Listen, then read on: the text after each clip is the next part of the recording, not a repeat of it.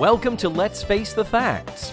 I'm David Almeida, and I'm your host for this rewatch podcast for the classic sitcom The Facts of Life. I'm an actor in Orlando, Florida, and every week I bring you some of the greatest talent in the Central Florida arts community. Join us as we synopsize, analyze, criticize, and ultimately idolize the show, episode by episode.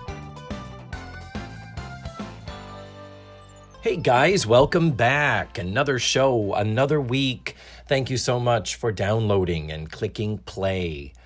My guest is James Brendlinger, returning to the show for a fourth time. I always enjoy having him here because he is a big fan of The Facts of Life and a fan of this show, and a dear friend. He has a long history in academia as a high school drama teacher. He runs his own independent theater, costume shop, and performing arts school in Oviedo, Florida.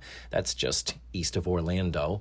It's called Penguin Point Productions, and he also DJs the Jimmy Popular Show locally on Rollins College Radio. So he's got a lot of stuff going on, and I'm glad I was able to snag him again to do another episode of this show.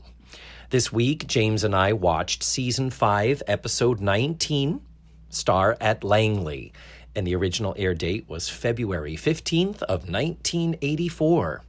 Think we're ready to jump on in. Let's face the facts with James Brendlinger. Welcome back, please, ladies and gentlemen. Not a three-peat guest. This is a four-peat guest. This is appearance number 4 for MVP guest of Let's Face the Facts, Mr. James Brendlinger. Thank you for having me again, David. This is a perfect episode for me to work on.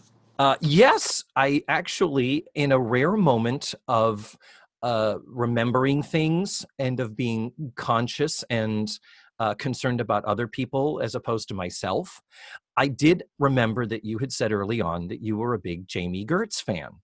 Yeah, she and I are in a relationship. We have been since 1982. She had a TV show called Square Pegs, and it was only on for a season.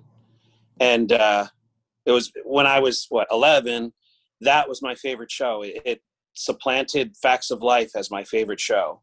And Jamie Gertz played Muffy Tepperman on it, which is practically the same character as Boots St. Clair, the character she plays on Facts of Life. And I think that the relationship is that they were both produced by Embassy Television. And when Square Pegs ended, I think they just knew they had a good thing there and tried to insert her.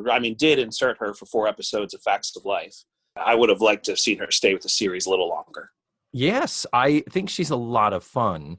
And as the show is sort of finding its way in season 5 and seeing what else they need to add, what else could they kind of do to enhance what they already had while they were trying to figure out how to make it be a show about girls in school when they're not all in school together anymore. Her performance, I've said this in some of her other appearances, she is in her own show, doing her own thing, and committing to it 100% and crushing it. Have you seen it, Square Pegs? I have not, and I know that was Sarah Jessica Parker's first series also. She's terrific in it also. It's not a perfect show. It was written by Saturday Night Live alumni, and I think it kind of derailed because of offstage things, drug addiction, and but it was a show about teenagers, and the teenagers on it were all fantastic. And again, she's basically playing the same character, and it's that same feeling of you've got this actress who seems to be in her own show off in the corner, but that show is very entertaining. Mm-hmm. I think it helped Facts of Life because the characters are growing, and they do a good job of letting their characters grow to some extent. And the Blair and Joe fights can no longer be, they have to have some depth as they've resolved a lot of their early tensions. So it gives Blair someone new to fight against that we're allowed to laugh at that person instead of, saying, didn't you two work this out in episode number 73 when you, I think solves that problem a little bit. Lets Blair still be Blair, but aiming it at someone else. But you bring up an interesting point because we've joked about where the Blair and Joe relationship has gone, and it ends up in a different place again here, we will get to later. So let's just put a pin in that Blair and Joe thing, because I do want to discuss it. Before I get into the nuts and bolts of the episode, James, I want to recap and remind my tens of listeners that you were in season 1 for the season closer, episode 13, called Dope, the Helen Hunt marijuana episode. And you let me do that one specifically because that was the first episode I ever saw when I was 19. So I was 8.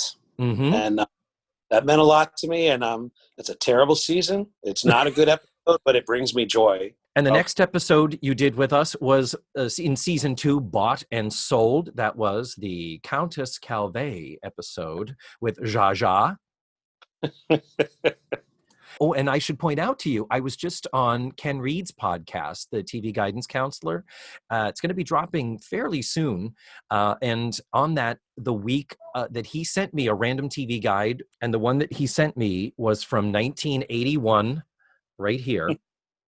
And in this is the week. That was the week that the Countess Calvé episode. And this is where 2 things of note. One is she was still listed, Zsa Zsa Gabor was still listed as Duchess Dupré. They had changed the name somewhere in rehearsals, but what the network put out didn't get changed. Huh. And then secondly was nothing about Todd Bridges making a guest appearance, which you and I had in our analysis deemed it to be completely unnecessary and extraneous. Sure. Yeah. So very interesting little sidebar that I was reminded of that episode recently, and we'll be discussing it on Ken Reed's podcast. And then you also did season 4, last season, The Academy, which was the big fight. I'm sorry, The Academy 2. I have a lot of feelings about The Academy. Every time you mention it, I get riled up again. I'm ready to talk about it. So this episode is season 5, episode 19, Star at Langley. And the original air date was February 15th of 1984.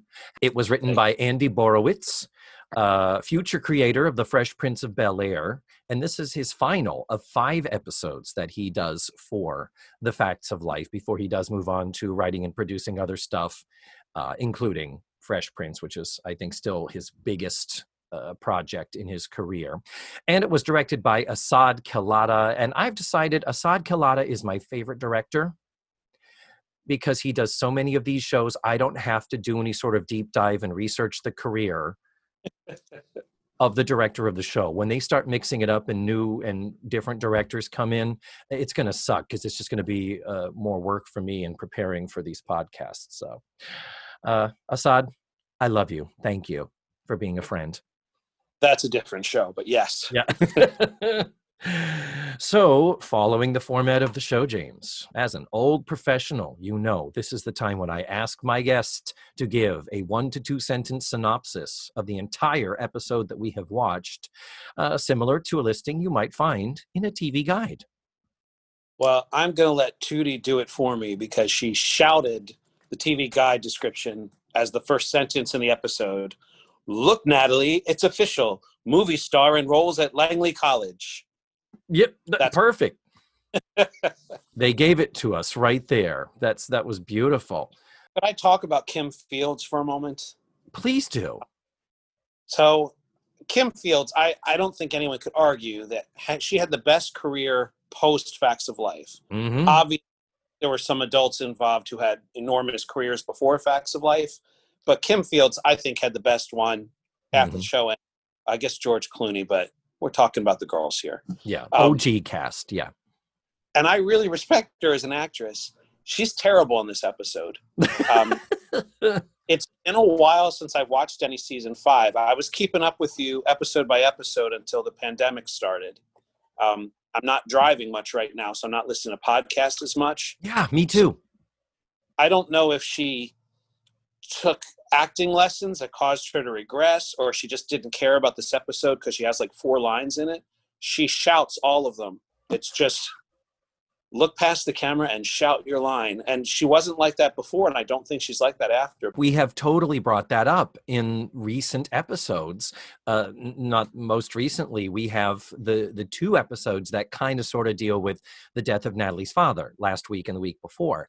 And with that, it is like, holy crap, girl, And we've said the exact same thing as you, where it's like, there's no question that she is a talented actress. We're just, for some reason, finding her in this weird groove where I think the term Matthew Arter has said is she's playing for the back row of the third balcony in the stadium next door. And maybe she was doing some stage work over the summer or something, and they just kept telling her to be louder. I That's what it feels like. It feels like you've given a stage direction to a teenager, and they have taken it so to heart that there was no other direction left, but I couldn't hear you, be louder. And that's what she's doing. It was hard to, it's a good episode written in It that. is. And thankfully, we don't have a lot of her in this episode. Right. That's the good thing. So let's dive on in here, shall we? Every episode, when it starts, we have some type of busy work or space work or prop work. And I'm always fascinated to make note of it and see what's going on. Like a couple weeks ago, we had Blair with a rubber stamp. She was stamping things, which I'm like, what would that have been? I want to know. But at the beginning of the episode, we have very good, appropriate things. We have Joe hauling a crate. We have Natalie marking something on a clipboard. And sitting at the table in the front, Tootie is reading the newspaper, and Mrs. Garrett has her big green ledger book, which we have seen before and we will see again. Apparently, they are not paying that $140 a month to rent that computer that accidentally caused them to erase Pete Stelly's Deli's memory files and recipes. So we're back to analog and just keeping a register, doing the books by hand. So typically the structure and the tropes of the sitcom is that we have a little bit of a, here's a line here, here's a line here, ha, ha, ha, isn't that funny? Then someone presents the plot of the show. In this case, first line is Tootie. Hey, look at this. There's a movie star enrolling at Langley College. And we get all the exposition. Oh my God, this movie star. Her name is Heather Hunt. And she is known for wearing torn clothes, particularly in a movie of hers called Boogie Magic. Flash dance. Exactly. It's got that flash dance kind of a thing there. And this is where sitcoms are like, we can send up and spoof the big Hollywood movies. She's a firefighter by day who was a bassoon player by night. So Joe says to Mrs. Garrett, I'm not going to be home for dinner because I have this welcome party that she needs to go to representing the Board of Regents to welcome Heather Hunt to the campus. Thank you, Facts of Life writers, for the reference to the fact that Joe is a regent. I wondered if we were ever going to hear about that again, which is the episode of, I think, 3 weeks ago. Mm-hmm. So very interesting. Also brings up the question, I'm not going to be home for dinner, Mrs. Garrett. So they're getting room and board. So Mrs. Garrett is running a business, doing all the baking. But is Mrs. Garrett like the mom responsible for dinner versus girls? We need to have rotating duty of feeding us as well. It's very interesting. I think that could still be the case. They are rotating, but you still have to let people know I'm not going to be home for dinner tonight from their own store. There's plenty to eat there. Yeah. And that should be dinner. It's like, the potato salad goes bad at midnight. So guess what dinner is? Their store looks fantastic. I hadn't thought about Edna's Edibles in a long time. And I think it completely holds up. It's timeless. You could walk into that store today and it looks like a nice store. Cracker Barrel chic or whatever. I would agree with you. The store is lovely. I feel like it's a little retro because of the mauve. I never know how to say this word because when I was a child, Miss Piggy pronounced it as mauve.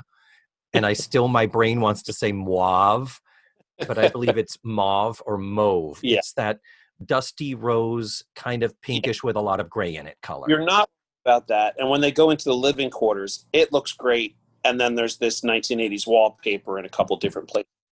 But for the most part, I think their set design's great. It looks really good and it kind of holds up. That will not be true later when we get the other store. Over our heads, yes. But so I think the only thing is maybe if we walked into that store today, the colors would be a little, that's an interesting color to choose. But yeah, the woodwork is lovely, and the hominess of The the product. barrels, of the butcher block, of the garlic hanging. And Yeah. no, I agree with you. It's a lovely. I want to be there. Well, I had something I would like to say about Mrs. Garrett. My favorite seasons are the last 2 years at Eastland. That's Hmm. when I Facts of Life, I think, of seasons 3 and 4 and a lot of those episodes. But I think for most people, this is kind of the iconic look. Is this first season of Edna's Edibles? I think Mrs. Garrett looks better than she'll ever look. I just think they finally found the right, I don't know, just the right look for her with her hair and her clothing. I think she's at a good place physically, and she just seems at top of her game for Facts of Life. I like that a lot. I was also thinking about when people do 80s shows now, they really should watch some of these episodes to get what people wore day to day. People do these funny 80s outfits, and like, well, that's not really how we dressed. But when I looked at what Natalie was wearing, I'm a guy, but I actually had the exact same outfit. It was this blue and gold striped, real thick sweater. It Hmm. just sort of, um, a lot of like those big jaunty sweaters that you push up the sleeves. And I just think that this is the iconic moment. When I close my eyes and picture Facts of Life, this is how the characters look. Jo still has her ponytail, but it's, you know, I don't know, there's a little more to it than there was before. She's getting older. I like the way everybody looks. When I first watched the opening credits, I was like, this is how I remember all these characters. So I just wanted to share that. Mrs. Garrett looks Yeah, great. I'm with you on the fact that, to me, my Facts of Life is seasons 2, 3, and 4. That's really Mhm. Yeah. my jam. And I know so many people who are just a few years younger, as you are a few years younger, they have a particular fondness for Edna's Edibles. And I'm like, even enjoying it now after all these years, I'm still kind of like, ooh, the writing is, I'm really struggling to find, as the show is struggling to find its groove. I am too, because there's a lot of weird stuff, as there is in this episode. This road you're on is going to get so much rougher that you should enjoy this last. I know. Now, I have watched like seasons 8 and 9. Those I did watch a couple of years ago, because I realized I had never seen them. And that was when I was like, ugh. So I There's know a we've got, yeah, I have a journey ahead of me, that's for sure. So with all of this pageantry about, oh my God, she's such a movie star, and she makes movies, that. Someone could get her autographed. Maybe she might even come into the store. Well, guess who is unimpressed? Jo. And they're like, Jo, what do you mean? In her movie, Angels on Dirt Bikes, she did all her own stunts. And that will come back to us in a bit. But when it's talked about that she could be seen out and about in town, and Mrs. Garrett says she could even come into here, and then Jo says, no big stars are ever going to walk through that door. And who comes in, James? Jerry Jewell, Cousin Jerry. I think, also looks at her best in this episode. Mm-hmm. Her hair is longer. She seems comfortable and confident. And the episode has zero to do with her having cerebral palsy. Yes. Where she's beloved and has something to say that will help the plot along later. Yeah, and it's consistent with her character too. Like they're playing upon the fact that she is a semi-famous, nationally known comedian. But my thing is that, for how well they've done this the last couple of times with Jerry, why is this her penultimate appearance? And why, in just a few weeks, we're going to have our last Cousin Jerry episode, for how famous this show made her, for how known the show was for featuring her? Why, at the end of season 5, in the next 4 seasons, do they never use her again? That to me is so odd. So she's a Facebook friend of mine. We've been Facebook friends for a long time, and we Shut chat a little. up! Yeah, you should add her on Facebook. She's terrific. Often what she's talking about is her experiences on Deadwood and some of her as a stand-up. But I think she asked the same question you asked. Like, things seem to be going so well, and then they just stopped calling, I think. Now we're going to see them going in different directions and trying different things with some of their failed characters next year. But we'll get to that when the time comes. Yeah, it's like, why are they trying to add Kelly? What is the deal with Right. Pippa when you already had Jerry, who had a relationship, and the fact that the show could make its claim to fame? Well, look who we feature here. Look what we have done to give visibility to this unseen community. I just can't believe that with the attention we know that it brought to the show, why did they not continue riding that wave? Yeah, I really enjoyed her in this episode. I thought Yeah. she fit in, and she's a good addition to the cast. Yeah, and it's one of those where they could have cut a deal to say, okay, we're going to guarantee you 6 episodes per season. That's all we would have needed, but it would have given her regular exposure, and they've always been able to incorporate her. Once they got past these are episodes about her disability, now she's just one of the family, and it's not even a thing, which is, I think, even more powerful. She could have been very useful later when Charlotte Rae asked to be written out of some episodes each season. Mm-hmm. Having a little bit of a mentor, she's older, has some experience. She could have filled that role a little bit. Yeah. It's an opportunity. Yeah, it's very, very strange.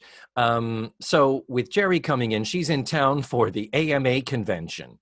Oh, the American Medical Association? No, the American Mime Association. What? Yeah. What kind of an audience do you think they're going to be? Probably very quiet. Boom. Okay. But when they talk about this, Heather Hunn, movie star Heather Hunn, Jerry says, oh, I did Merv with her. And they're like, oh my God, you guys are like best friends. And she's like, no. I said I did Merv with her. It's not like I did Johnny with her. And these are wonderful references to the 80s. Merv, ladies and gentlemen, being Merv Griffin, daytime talk show. And Johnny being Johnny Carson, longtime host of The Tonight Show, late night. Hopefully people know that, but it scares me that many people won't. And no sexual overtones with I did Merv with her and doing Johnny with, it's like danger Will Robinson. But and it's like, well, what did she say? And I love this line. She says, I don't remember. Every time she tried to talk, Shelley Winters interrupted her. Oh, that's a beautiful reference and perfectly appropriate. You imagine that's how Shelley Winters was. She was a staple of those shows. So then into the store comes Blair and Cliff. Actor Woody Brown playing Cliff Winfield. This is his second appearance, though we do have 3 more of them. The third of them being the episode way down the road when the ex-boyfriends come back to haunt them in Cupid's Revenge. But yeah, he's here and he's back. And it's like, oh my God, that's great. And there are no references whatsoever to the fact that his first appearance was he was Blair's boyfriend who danced at a strip club. Tripping his way through medical school. Yeah, just dancing my way through school. No reference whatsoever is made to it. On the good side, the no reference could mean that it's still there, but it's just not discussed. Nothing contradicts that other than he has time to go to parties.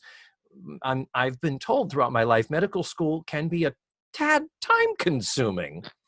And so with that in the dancing schedule, the fact that he has all this time to spend with Blair, I hope he is still dancing. I hope he is working his way through school and he didn't give that up for her. Well, later he said he got off work early. So I'm assuming that was dancing. Well, no, he said it was a shift at a hospital, though. He said, I got off my shift at the hospital. Got it. He didn't mean a shift. Yeah. Dance club. And I do wonder, because he does have a line at one point where he says, I've made a commitment. And they give a little tiny bit of weight to that line, or at least he does. One wonders if the subliminal thing is, I gave up dancing at the club for you, and now I work this other job at a hospital for a lot less money. That could be the implication. I don't know. I wonder what that writer's room conversation was. God, would I've loved to have heard.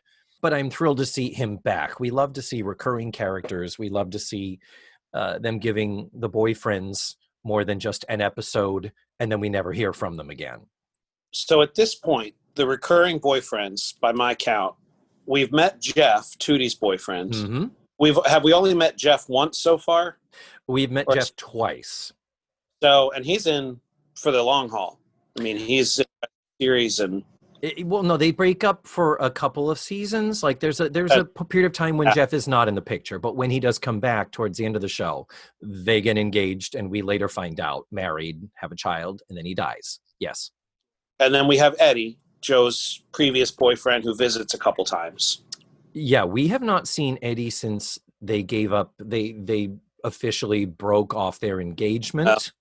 Then I'm spoiling things. Sorry. But he does. We know he does come back, and again, spoiler alert. It's a kind of a devastating reunion that's coming up. If it hasn't happened already, I think it's this season. And then is the only other ongoing love interest, I think, so far. Is that right? I don't think we really get a regular for Natalie until Snake comes into the picture. I really like the actor playing Cliff. I think he's a good match for her. And he never, I shouldn't say never, he very purposely keeps his eyes on her every moment they're in a scene together. Mm-hmm. And it's not just in a, that was my direction, so I'm doing it. You just feel like, I believe that he really loves this girl. Really nicely done, I thought. I liked Cliff a lot. Yes. For those who are listening, that sound is James crossing out things on his list, and I see 2 pages there. Is it 2 pages of notes? It's 2 pages of notes. Sometimes yes. I cross because I said it, and sometimes I'm like, he covered it. We're good. So I agree with you. Yes, I love that Cliff is a good match for Blair. There's a nice goofiness they've given him. They give him a sense of humor, like when she says, when we were at the school, you introduced me as your girlfriend, Blair. And he says, yeah, did you change your name? And that's cute. That's a cute way to do it. You get the sense that he doesn't take himself very seriously. And he needs to not do that because of Blair. But yeah, he took her to his medical school. We never discuss what medical school this is that he's going to in Peekskill. And it's not Langley. It's just medical school. So, okay, well, maybe that'll be revealed later, but I don't think it is. I think it's just a garden variety medical school, like the corner market. So Blair does say, we have a few things we need to discuss, as she excuses them from the girls in the store, and they go back into the living room. And this conversation starts taking place, and the long and short of it is that because he introduced her as his girlfriend, that was weird for Blair.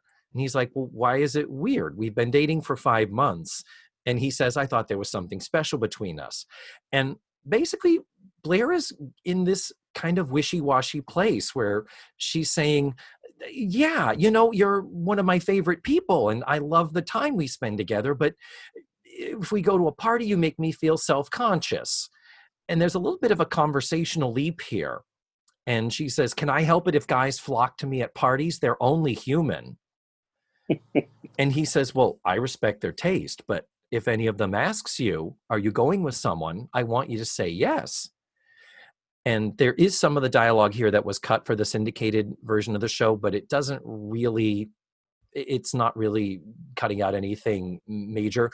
I really thought that some of the dialogue missing was the dialogue that got us from point A of Blair saying, I'm not sure I'm comfortable with this girlfriend thing, to you make me feel uncomfortable at parties because men flock to me. I think dialogue-wise, we could have maybe shuffled this deck of lines a little bit better. She says something about, I don't want to feel tied down. And he says, do I make you feel tied down? He says, if we go to a party, I always let you do your thing and be a social butterfly.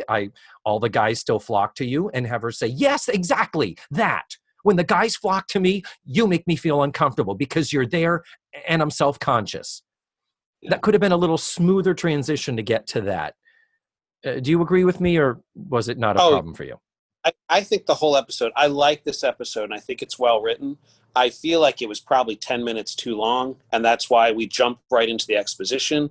And there's no tag at the end either. We'll get to the ending, but it's another one of those Facts of Life episodes. It just kind of, it ends. And I Yeah. think they may have written more, and this is where they had to trim. Well, the syndicated version, you watch the version on Daily Motion, or do you have the DVDs? I have the DVDs. Oh, okay. So good. You and I watch the same show. In Yeah. syndication, there are 3 minutes missing, and people who Right. I'm assuming my listeners are watching them on Daily Motion. So those are the syndicated versions. So there's 3 minutes missing. And the first cuts are some of these lines came out here. And comparing the two versions, the extraction did not help. The scene was a little bit awkward regardless. Yeah. So I love this storyline. I'm so pleased that you let me do this episode. I was surprised that a man wrote it, first of all. Mhm. It's a great gender reversal. I think that there are plenty of TV episodes and teen movies where it's the guy who's not sure he wants to be tied down, and it's Blair. And we've known her for years, and it fits. Like, especially, I mean, she says what one of her motivations about, or one of the causes of this feeling for her. Maybe we want to wait till that comes up organically in the episode. But has her reason, and we can extrapolate some other reasons. We know her. And just because she says, like, well, there's some other things there too. And I just think it's so well written. Even going back to Cliff is the one who's secretly dancing his way through medical school. That often would have been assigned to a girl, and a guy has to understand that his very hot girlfriend can make money from being beautiful. And we've flipped all that on its head in this relationship. And I think it's really powerful for her and for the show to be able to do that. And I hope they'll find more examples of that, where they've taken these tropes and just changed the gender on them to see what that feels like. And Woody Brown is really doing a great job of, I find him believable. I find him someone who could actually navigate this minefield of dating this very rich, very spoiled and troubled girl. Mm-hmm. And trying to make it work and not seeming like a loser for trying to make it work. It's like, this is what she needs. Even if she doesn't end up with him in the long run, this is going to be a big step for her. And just beautifully written. I really thought they did a nice job coming up with this. Yeah, I like it a lot too. As always, me, the devil is in the details, where I want just little dialogue tweaks just to make stuff a little clearer and make a little more sense. This scene being one of them. But yeah, I agree with you. And what they end up landing on is Blair. The final sort of gist of the scene is Blair doesn't want to feel tied down, but he's like, but I've made a commitment to you and we're together. And she was just like, I just want to go places by myself. Well, like this party tonight that's happening for Heather Hunt over at the Gamma Gamma sorority house, where they clearly changed their wallpaper recently. And he says, okay, we could do that. She's like, yeah, I want to go places and be on my own, and you go places and be on your own.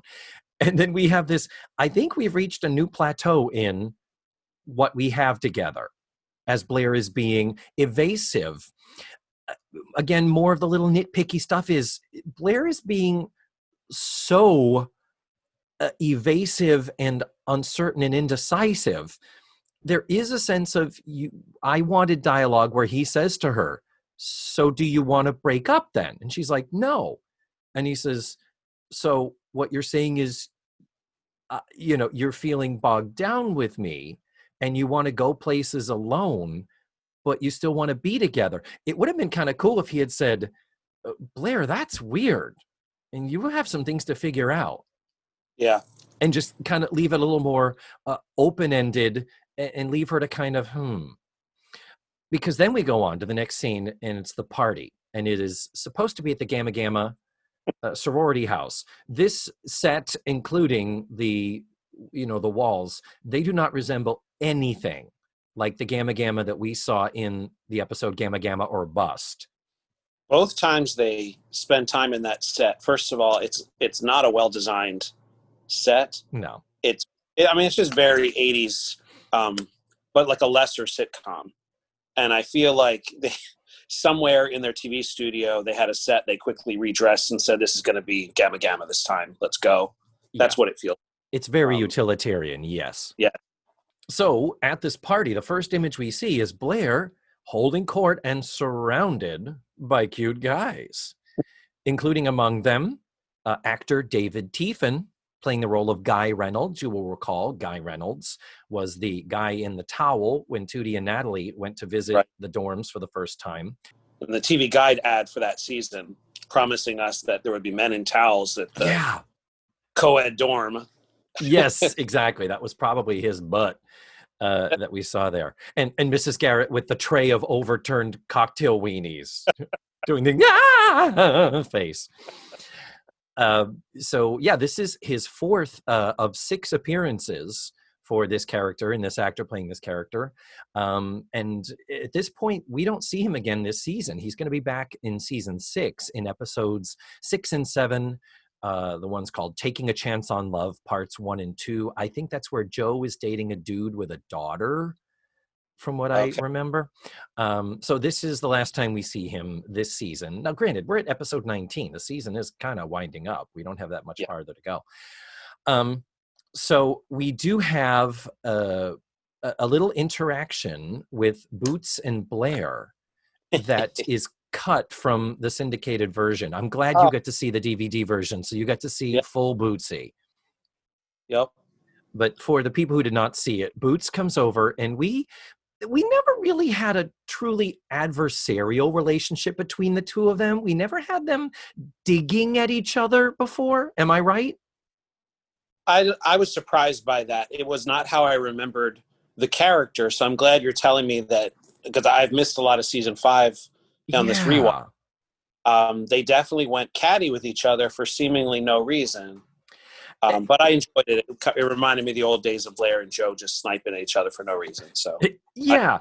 In the past, Bootsy has kind of been like this extra crazy character, but the idea is that they were of the same tribe. They're on the same team. Bootsy is just like Blair overkill.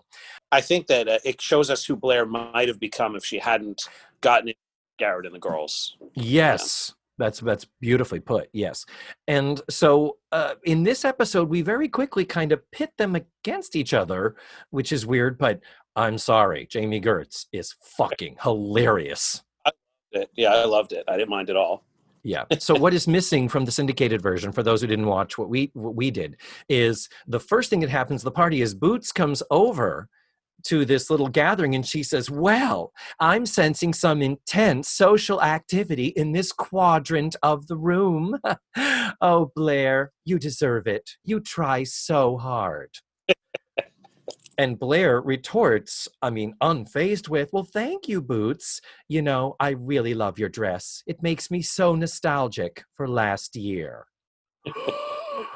And then Boots, I think nicely says, I think that's a dig at me, and I'm going to ignore it. I am rubber, and you are glue. And she just walks away. Like, I'm maintaining my dignity, and it's good that she doesn't go in further. And I think in a classy little extra touch, as she walks back to her little social place, Boots walks by a girl and says, lovely blouse, and goes to a boy and says, great belt. So it's like, oh, she's already atoning for being a little bit of a bitch there in saying to other people, complimenting their clothes unsolicited, which I think was a nice thing. And I do have to point out that the girl and the guy she says those to, they were both in the All or Nothing episode where there was the crowd gathered outside the Board of Regents conference room protesting the sports board, the scoreboard. I will post pictures on the website, but I noticed it because a discussion had come up where one of my listeners, his name is Doug M., pointed out that in the crowd of All or Nothing, he said, did you notice Miss Ames is there? Miss Ames was the dorm monitor back at the beginning of the season.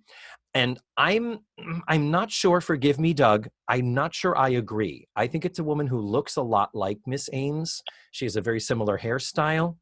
And that student, the one at the demonstration, that is absolutely the girl sitting on the couch that Boots says, lovely blouse. And so it's definitely the same girl. I don't think that girl is Miss Ames, but, you know, hey, I have been wrong in the past. And then the guy is just a guy in the background that you see. And like I said, I found them both, and I posted. I'll post pictures of them side by side. I'm really proud of myself for that. Oh. So we've been talking about the clothes.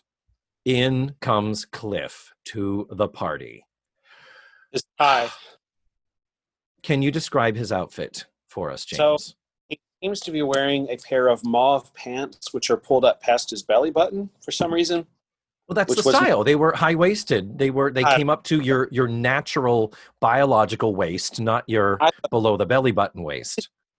and then he has his tie is loosened, but it doesn't seem long enough for a grown man's tie.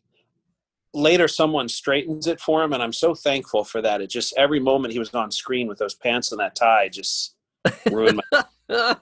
And I'll say the tie is also one of those amazing 80s ties. It's a knit tie and it is square on the bottom. Yes. And the tie is burgundy, which goes with the mauve pants beautifully. And over that, his sort of thing that's jazzing up the outfit here is a black polished cotton members only jacket that he has got the sleeves rolled up, and the sheen that the polished cotton gives it makes it look like leather, but you can tell it's not as heavy as leather. He looks 80s-tastic. I want to dress like that so badly. I think he looks like $1 million in 1984. Yep. In 1984. Yes.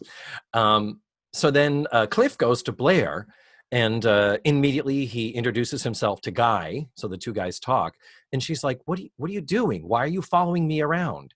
And this is a little weird, where he was like, "Well, I got off my hospital shift early, so I thought, why not show up?" It is weird that they just agreed that they were going to give each other their space. So why the fuck would he show up there? As opposed to what they land on, where Blair is like, "Well, you're not here with me. This is it. As far as I'm concerned, I'm at this party and you're at this party." I would have liked it better if he had said, "What? I can't come to a party?" And she's like, "Well, I'm here." And have him say, "Well, yeah, you said you're on your own. I'm on my own. So you're here at the party and I'm here at the party." It would have been kind of more interesting for them to find that together, or for him to make it clear that it was not his intention to follow her around, because I don't think it wasn't. What do you think? Yeah. I think you can make that argument. I like that it is her choice to distance him. So what follows is kind of her fault. Like she can't complain. She shouldn't complain about what happens next. That's true. I will say that's very true. But and it's good that she pushes back on him, because again, him showing up is a little like, "Ooh, Cliff." And when Megan Maroney and I discussed Cliff's first appearance and how he had given Blair her space after she found out about the dancing and wasn't sure if it was okay, he did everything right. He was so respectful. He wasn't calling her saying, "Well, we'll make a decision. Well, let's get together. Well, I want to see you." We landed on that Cliff was really a wonderful, nice, non-toxic was the term Megan kept using, non-toxic boyfriend. And this is just a little moment of, "Oh, no."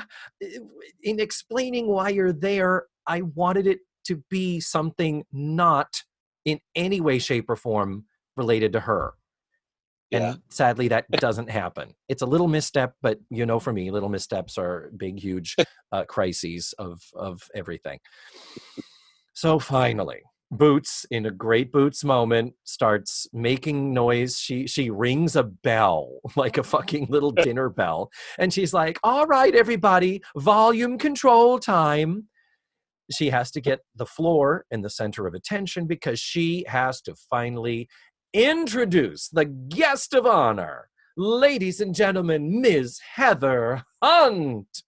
And in swoops grandly. It's like Auntie Mame showing up at one of her own parties. It is such a huge, grand entrance. It is such an actressy, over the top, "Hello, oh, thank you." Oh. And it's kind of weird that it's like, okay, I'm aware that TV and movies exist in very different worlds at this point in history, But by the same token, this is such a weird interpretation of what a sitcom thinks movie stars are like. And throughout this episode, there seems to be this, at least for me anyway, I'm like going, really? Or is this what you think your audience thinks movie stars act like in everyday life? Yeah. So I think today this would be done very differently. It would be a Portman type who, you know, she's trying to better herself after leaving Hollywood or something like that. This was more like, it seemed like an actress who thinks she's going undercover to do research for a movie is how she behaves. Yeah. You know, it doesn't seem like someone who would actually be wanting to spend 4 years at a college in rural New York. Yeah. I was so excited when she came on the screen because I thought, the first look I got at her, I thought she was Crystal Bernard. You thought it was Crystal Bernard, but in fact, who is she? She is Robin Bernard, Crystal's sister. Yes.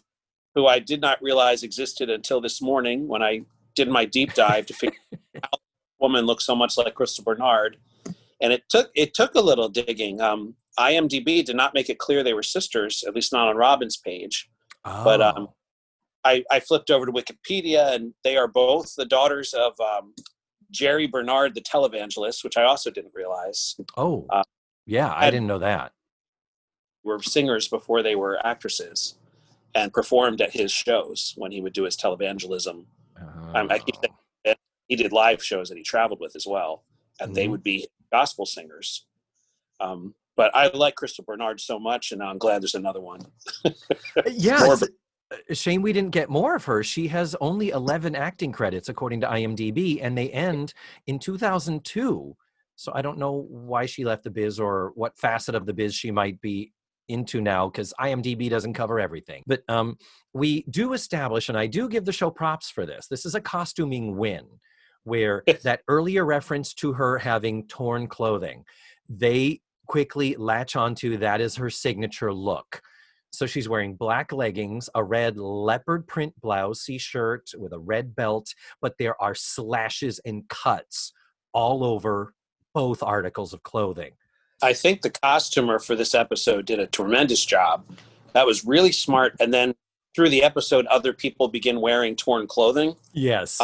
Culminating with Natalie and Tootie in full torn outfits. And I just thought it was really fun. To Blair's consternation later, yes. So she comes over, she introduces herself to Guy, and she's playing her so grand and so broad, and she is gorgeous. She does look like a movie star. Like, they cast her very well. And for this type of character, this archetype of the grand dame, she does a great job. I really like her performance. They don't give her much to do. She's kind of playing one note. But Joe welcomes her on behalf of the Board of Regents, and she is referred to by Bootsy as star of stage, screen, and Bob Hope specials.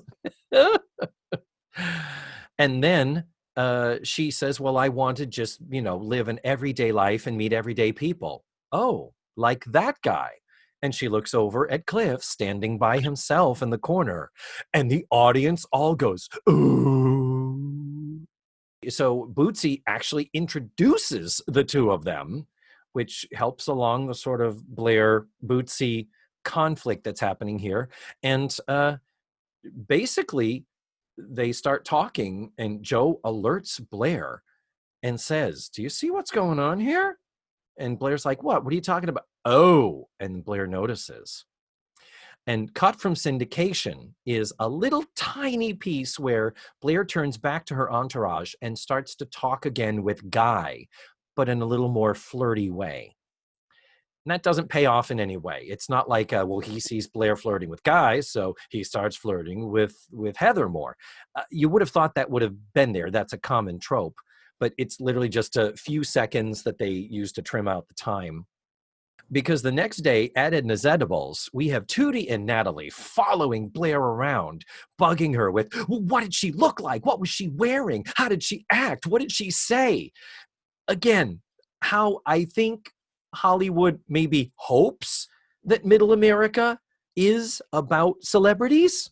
It's like she's going to school here. She is a student. She fucking lives here. It is very likely you're going to meet her. If not in everyday life, you're going to meet her through me, and she's a damn person.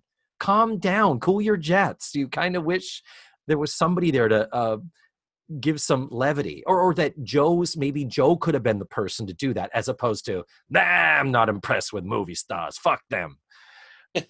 But again, that's part of my rewrites I'll be sending back to the writers in my time machine. But Blair just wants to change the subject. She doesn't want to deal with it. We have a very interesting moment here where Joe says, yeah, and she certainly doesn't want to talk about how Heather Hunt was burning her brand into your boyfriend. And so there's this kind of, Joe is rubbing Blair's face in it.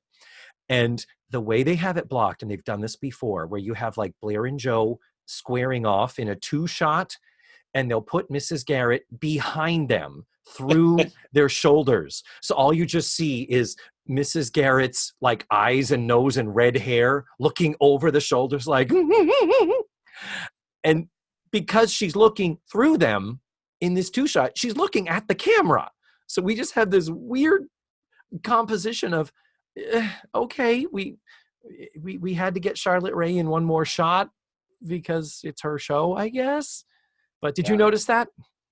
It's interesting with the Charlotte Rae thing, because later she's going to cite not having enough to do with her character as like trim down my role on the show. And it is increasingly becoming true. I think there's more and more episodes where it's like you are trying to shoehorn her in here to have a line or two. But it is hard at that age to have this house mother looming over them or poking out between their their necks or whatever in this scene. It's quite literal. Like, she must have worked 15 minutes total that week to make this episode. She gets to say 4 or 5 things done. Yes. So then in comes Bootsy. Bootsy comes in, and in one of my most favorite and least favorite sitcom tropes, the person coming in the room to announce another person walking into a room. Typically, it's presenting the new president of the senior class at Fillmore Junior High. It's Marsha Brady or whatever. You know, it's typically an expositional thing. But in this case, it's just Bootsy basically saying, here, she's fucking here. Ladies, you know, get ready. She's here. I love everything Bootsy does in this episode. And she is about to fucking crush it. Like, I think maybe her greatest moment in the whole series is coming up.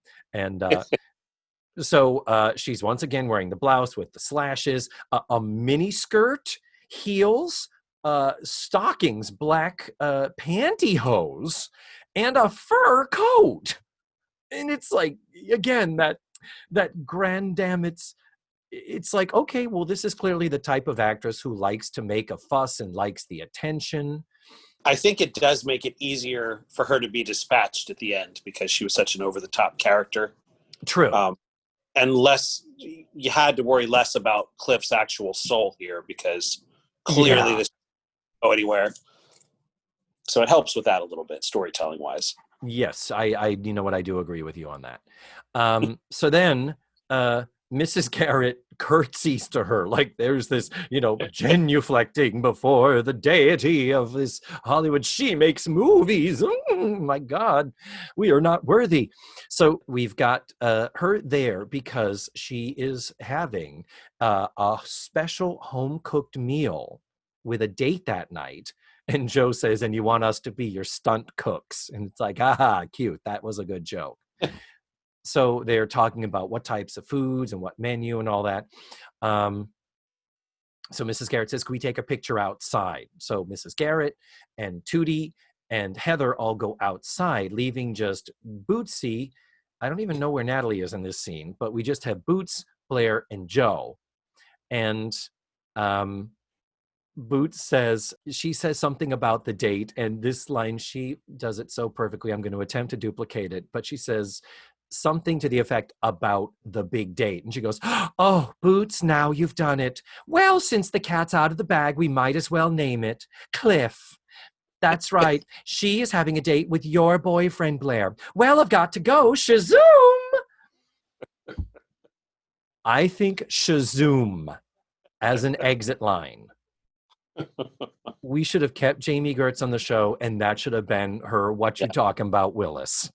Oh, so that is probably her best moment on the show. My favorite Boots moment was in a previous episode where it was snowing outside, and they mentioned salting the sidewalk, and she gets a salt shaker from the table and dainty salting because she experienced actual work. Mm-hmm. Yes. And this continues the light jabbing, like they're not enemies. Immediately when I think of enemies or frenemies, I think of Laverne DeFazio and Rosie Greenbaum. Rosie. How they were, I mean, they would come to blows anytime Rosie was on the show. How that was really, they were enemies, sworn nemesis. But in this case, it's just this sort of Bootsy playing up the, "Oh, well, gee, I've gone and told you that she's trying to fuck your boyfriend." And you know what, as I say that, the thing I do like about this episode is there is a veneer of innocence about it, because we know that Blair Warner does not fuck around. We know that Blair is still a virgin and will stay so for the rest of the run of the show. So we know that this whole thing with her and Cliff is really and truly dating in the classic sense, how they are dating, making a commitment and all that, but they are not sleeping together. And Heather making the moves on him. Later, we realize because she lives at the sorority house, it's not like she's bringing him to her private apartment where things might happen for a young red-blooded American boy who likes dancing in front of middle-aged women, that type of thing. There is no sense of sexuality. It's just she's trying to take your boyfriend. Wouldn't you agree? Yes. And they're pretty careful with that, setting it at Gamma and having Bootsy kind of chaperoning it. I mean, she's kind of in and out of it, helpfully. Well, just speaking this hovering thing, it's like the episode, the companion episode to this would be Heather going to Bootsy saying, "You make me feel too confined and I want to go to a party alone without you making me feel uncomfortable." But we will get there. And again, what is happening here? The conversation that Blair had earlier with Cliff, it didn't definitively lay out, we are free to go on dates with other people. Mm-hmm. If later she said, "What are you doing here?" He says, "What?" She said she wanted to have dinner with me here at the sorority house. The idea of him saying, it wasn't my thought that there was anything other than we were just going to hang out here. This is a public space. So I don't know. He seems like his intentions are innocent, but by the same token, we don't get his actual point of view on this, so you can read it at face value. It's just, he's like, "You said this is what you wanted. We're, we don't have a name for what we are, and you can go out alone." And they actually literally went to the same place. I mean, that's the same room she went to a party in the other night. Yeah. He's gone any further beyond that. He's just trying to prove a gentle point. Yeah. And I think maybe the solution, the fix that I'm desperately wanting for this episode, just to clarify so that the intentions are clear. I think that what I maybe could use is maybe in that first scene, they should have just explicitly said, "Well, do you want to not see each other anymore?" And have her be like, "Well, no. So you do want to see each other, but not like we have been."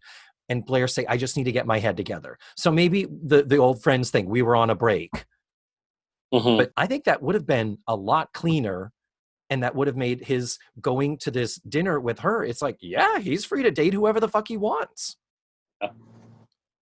Anyway, that's it. As in my desperate problematic perfectionism to want to make these episodes ideal, in my brain.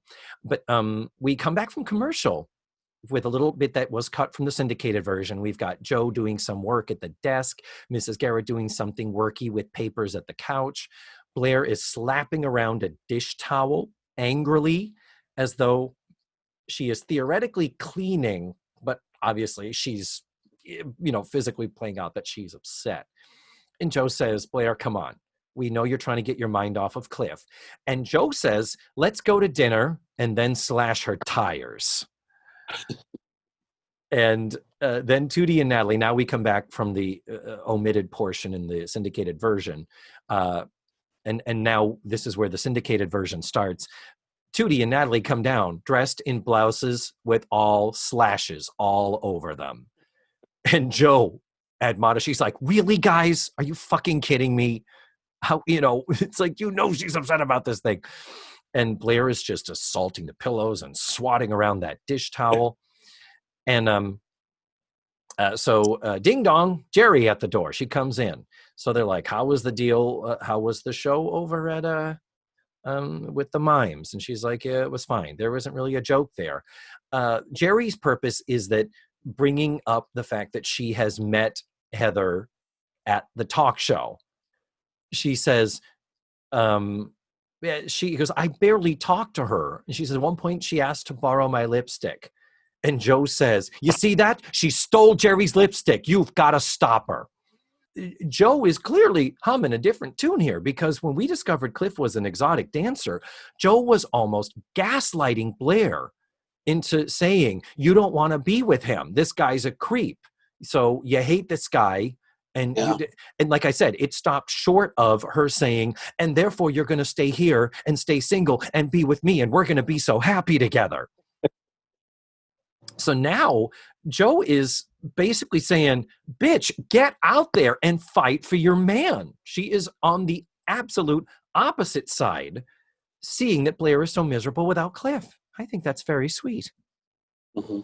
If you can call slashing a person's tires sweet. For Joe, it is. For Joe, that's an act of affection. We know that, yeah. So then finally, thank God, the Mrs. Garrett wisdom moment. And she says, different terminology in 1984. She says, Blair, you've always wanted an open relationship with Cliff. Open relationship meaning something different in those days. That means just dating other people. That's not about fucking or polyamory. And she says, do you want to make a commitment? Once you figure out what you really want from your relationship, you'll know what to do. But now Mrs. Garrett cannot dispense with any more wisdom. They're going off to see a movie. And Blair's like, really? Where are you going? And they're like, nowhere. Well, what are you seeing? Nothing. And at this point, comedically, Tootie and Natalie are holding up their coats to cover their outfits. And, well, one can only assume and guess when they reveal they're going to see a Heather Hunt film festival. No, she's everywhere. Revenge of the Apaches. That was one of her other films. Dropped the name of that. She dated the entire tribe. Oh, is it? I missed that one. So they all leave for the film festival. Now we have just Joe and Blair. And Joe says to her, Joe seals the deal in really helping Blair to see and understand that she wants to fight for Cliff. And she says, come on, Blair, admit it. You want to punch her lights out. And Blair says, I have my pride. And Joe says, that's all you're going to have. Because right now she is feeding him pasta salad that you made. Bam, that was it. That was the final. Blair, and rightfully so, was like, yeah, no, this is not happening. So then we go to the next scene, and we are at the Gamma Gamma house. She is dressed for a casual date and a dinner at home. Heather is wearing a black top with sequins on it. Definitely something Liza Minnelli would have worn. And he's in a corduroy jacket with the patches on the sleeves. Very like, ooh, that's a little stuffy for how stylish and youthful he was dressing in the other party scene. It's weird that he's a little more formal for this. Like I said, the fixes that I want for this show would have him dressed more casual. Like, no, she just asked me to come over and hang out. I didn't know she had had a big dinner planned. A dinner which we never see, by the way. But they talk more about her celebrities. Oh, parties, limousines, champagne, all those things that people who aren't in Hollywood imagine being in Hollywood is like. Yes, that's what it's like. Then Bootsy comes in to play a record, and it ends up being loud, obnoxious. And then she says, like, oops, sorry, wrong mood. So it's like, oh, bitch, you're trying to set mood music for these two? You want to see Blair and this boy break up. Yep. Felicitous, and yet comedic, and therefore we love her. I tell you, it's like, if you're the bitch, we hate you. If you're the funny bitch, we love you. Well, I'm going to miss her from this series. This scene is it. She's going to walk through that door, and she is just never going to be mentioned again. Right. That is correct. But we still have she does get kind of a good exit line. So she's not gone yet. She's not dead yet. So ding dong at the door, answers it, and it's Blair. And she says, hi, I'm from Edna's Edibles. You forgot the rigatoni that you were going to serve for your home-cooked meal tonight. And then a great Bootsy moment again. Cliff gets up and says, Blair, what a surprise. And Boots jumps in, no, it's not. Just furious, but comedically furious. So it works. So then Heather is like, oh, do you know each other? Because you think of it, Heather and Blair really did not meet at the party. So Blair says to her, I think it's time we had a woman-to-woman chat. So Blair is about to lay it out. And it would have been interesting to hear what she was going to say to Heather. We didn't forget this, but it would have been interesting for her to say, Cliff is mine, and I want him exclusively. That's the big step that she can't take. So it's interesting that she was, I think, theoretically going to go there. But before she has a chance to do that, ding dong, what's going on? There's a photographer at the door, a photographer from Us Magazine, played by actor Rick Addison. Doesn't have many acting credits, 6 acting credits, and they end in 1996. So that's too bad. But he only has a line or two. But basically, the discovery is that, oh yeah, this was planned. That Heather was like, oh yeah, I promised to do a spread for Us Magazine for my first day at college. So he's going to photograph us on our date. And he's like, wait a minute, what photograph? What? And she's like, sweetie, if you're a celebrity and you want to keep up with it, you got to do stuff like this. Otherwise, you end up riding an elephant on Circus with the Stars. A great 1980s reference. Good God. Yes. And she says, well, I figured you would love to have your picture in a national magazine. If not, she says, I'll just borrow you for the night. And Cliff, very well, I think he handles the situation well, that he's not happy about it, but to make lemonade out of these lemons, and that Blair is there, and he knows clearly something needs to be said with the two of them. He says, tell you what, why don't you do a photo spread to do with her living here? Why don't you have a picture of her in her sorority house bedroom or in her closet? And Bootsy jumps in, and with her new best friend. And all smiles, just, ugh. And I think we skipped that there's a moment when Mrs. Garrett takes the picture back in the store with Heather, just as they say cheese, Bootsy jumps in and photobombs. So Jamie Gertz is just crushing it, playing this suck-up barnacle tag-along like we have a famous person and I want to be included. And this is it. So Bootsy declaring that she is Heather's new best friend. And so she says, come with me, it's this way. So she and the cameraman go off, and Heather's final moment is she just is standing there and just throws up her arms like Auntie Mame and says, bye, and walks off grandly. It's like so two-dimensional, but I mean, she was right. Fun. Nope, it was great. So we are left with Cliff and Blair. So Cliff says to Blair, well, you wanted us to mix and mingle, so I'm mixing. And she's like, well, I didn't mean with other women. I mean when I said we weren't going together, I didn't mean, well, you know what I didn't mean. And like you say, this is flipping it on the other way. It's I said I wanted us to see other people. I didn't mean you. I meant me. That's really what she's saying. There is some dialogue that's been cut here, but it lands on him saying, you never wanted any kind of commitment. And this is where we get the ethos and pathos of Blair. Am I using those words right? Sure. Probably not. No, you are. So do you want to tell what this is? What this So, moment? explanation is that love to her was somebody promising to love you, promising to protect you and always be with you. And then the next morning, their suitcase is in the hall because it was all of her dad's leaving her mom over the years. Mm-hmm. That is where she feels the root of this is. The child of 3 divorces is going to feel a little careful about making any promises to anybody or hearing promises.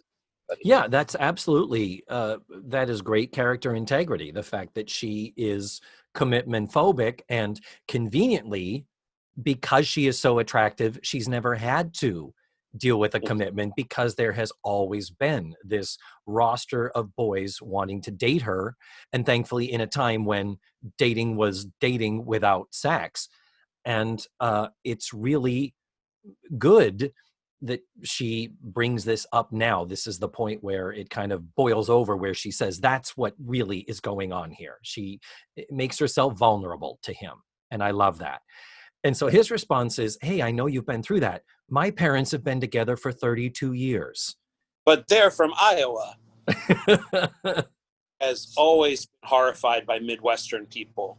Sue Ann, Kansas was something she could never let go of. It's horrifying to her. And now this guy's... Very true. So he says, and this is great. Now we're back to non-toxic Cliff. And the thing you said, that there's a great another thing in the non-toxic column. The fact that if we go to parties and you're holding court and a group of guys are around you, that doesn't intimidate me as long as I know that I am your number one in your life. That's a beautifully confident thing. But he says to her, oh, Blair, they don't sell relationship insurance. And there's no guarantee for the future. But commitment means I love you enough to take the risk. And she says, if we were to decide to do this, what would that mean? And he says, it means that I love you. He says, it just means that I love you. And she comes back with an I love you too. And the expected audience, oh, and then they kiss, and just as you think they're gonna, oh, freeze frame, roll credits, huh? Yeah. What? We get another Facts of Life abrupt ending where you're like, okay, I guess there wasn't that much more to be said, but I think I a way to bring Bootsy back in for one last line, maybe taking credit for their reunion or something like that. Just one little, she pops up again. But that's coming well over here. I don't know if everybody wants that much Bootsy in their life. It's very nice and very sweet, and I like that they're continuing to explore and enhance this relationship, and it being kind of Blair's first big multi-episode relationship, because she really hasn't before this, has she? I don't think so. I think this is her first. The scene itself I thought was beautifully written. You are correct that there are 2 earlier scenes where they could have done some clarifying that would have made the payoff even bigger, I think. They just weren't always clear. Where are these two? So we're not really out necessarily. But I thought the conclusion was beautifully done. I really liked the delivery. I'm not ending, but I liked what he had to say, and I found it believable and helpful. So, a nice little episode as season 5 starts to wind down. James, darling, I'm so glad to have you back for a 4th time, and I hope to have you back for a 40th time, if there were enough episodes for that to be possible. And when we're done this series, I might make you be a guest on my Square Pegs. We'll see if I can it only has 19 episodes, so it's a little more easy for a summer or something. But keep it in mind. And remind people, can they still find you on the radio these days? So right now, my radio station is at Rollins College, and the deal right now is current students are allowed to do radio shows during the weekday only. Mm-hmm. Community like myself, we can do them remotely. What I've been doing is posting my Spotify playlist every Saturday night at 7 for my show time, and I post that on the Jimmy Popular Show on Facebook. It's a group that you can join. We'll be back on the air full time soon, I think, but right now it just comes down to some COVID policies they have to figure out for off-campus people coming in. Mm-hmm. Okay, well, I'll post a link to that in the show notes and on the webpage so people can find the Jimmy Popular Show, because you are quite the music guy. You've got quite, how big a record collection do you have? It's big. It takes up the living room. An entire room's worth of records. Yikes. It's unlucky to count things like that, so I don't, but there are a lot of records are there. Mm-hmm. Well, thank you again so much, darling, for doing the show. I so appreciate it. And I can't wait to be able to see you in person. And until then, smooches and goodbye. Thanks, David. And there you have it. That was James Brendlinger, back again for more. I'll post links to his Penguin Point Productions website, as well as to his Jimmy Popular Show Facebook page, where you can find his weekly playlist while we're in this in-between phase where he's not actually able to be on the radio. So, moving on to next week. It is going to be my 100th episode. I cannot believe it. And I wanted to make it really special. I wanted to do something different and interesting. So, first of all, I'm having Matthew Arter back. That is a given. I cannot do anything special with this show without him being a part of it. But we decided we wanted to include some more people, so I reached out to my Tootie Fruities. Those are the people who support the show on Patreon and pledge money every single month. I thought it would be fun, since they are the super fans of the show, I'd give them a chance to be on the show. So I've asked them to send in some feedback and some commentary about the show, and I'm going to be featuring it on the episode. So listen for that next week. It is going to be super awesome fun. I cannot wait. We're going to be watching Season 5, Episode 20, Dream Marriage. And you can watch that episode for free at dailymotion.com. I will post the link in the show notes, and you can also find it on this episode's webpage. That is all for now. Thank you so much for listening to this week's show. And remember, the facts of life are all about you.